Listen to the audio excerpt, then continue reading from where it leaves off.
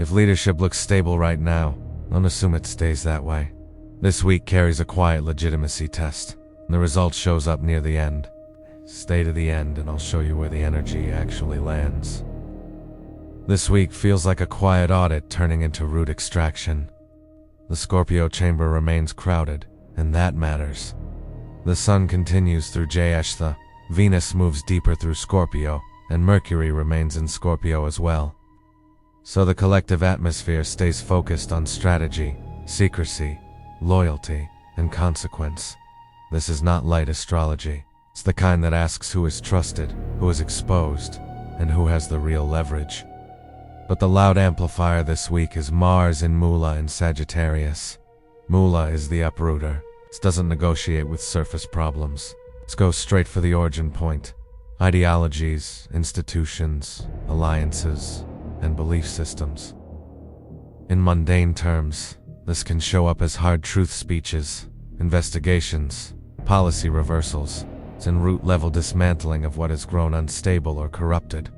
Now, the moon carries the emotional and event rhythm. We begin with the moon in Punarvasu, closely aligned with retrograde Jupiter at the end of Gemini. Punarvasu is the reset, springs the mood of restoration and second chances. It's the desire to return to what genuinely works. So early in the week we may see revisions, recalibration, attempts to stabilize narratives around the economy, policy, and public confidence. Then the moon enters Pushya in Cancer. Pushya is protective and nourishing. This is where institutions and leaders can lean into reassurance themes, support, resource care, and guarded stability. But midweek, the tone sharpens. The moon moves into Aslesha, the serpent, with Scorpio still dominant and Mars and Mula cutting deep. This is a classic signature for covert maneuvering. Leaks, quiet power plays, psychological games, and hidden leverage can surface. The positive version is clarity, seeing manipulation for what it is. The negative version is getting tangled in it. After that, the moon shifts into Maga in Leo.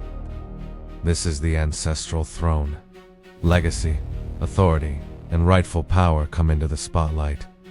It can look like leadership positioning, succession narratives, or institutions reasserting identity and control. Then Purva Falguni brings a brief wave of glamour and visibility. Creative wins and morale boosts can rise, but this is also where public relations and shiny messaging may attempt to cover deeper structural problems. And then the story turns. Late week, the moon enters Virgo, Uttara Falguni, then Hasta.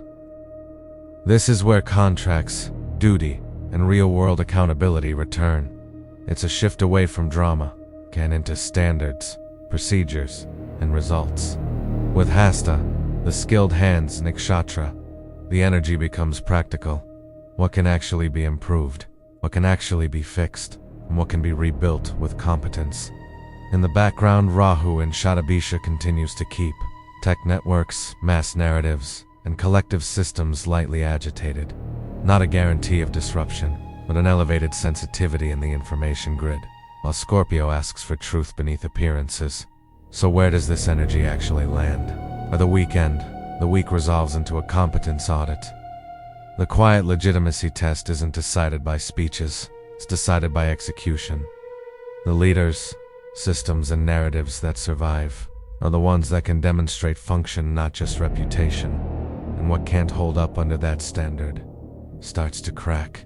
It's not always loudly, but clearly enough for the collective to notice. When the root is revealed, the whys cut clean and rebuild quietly.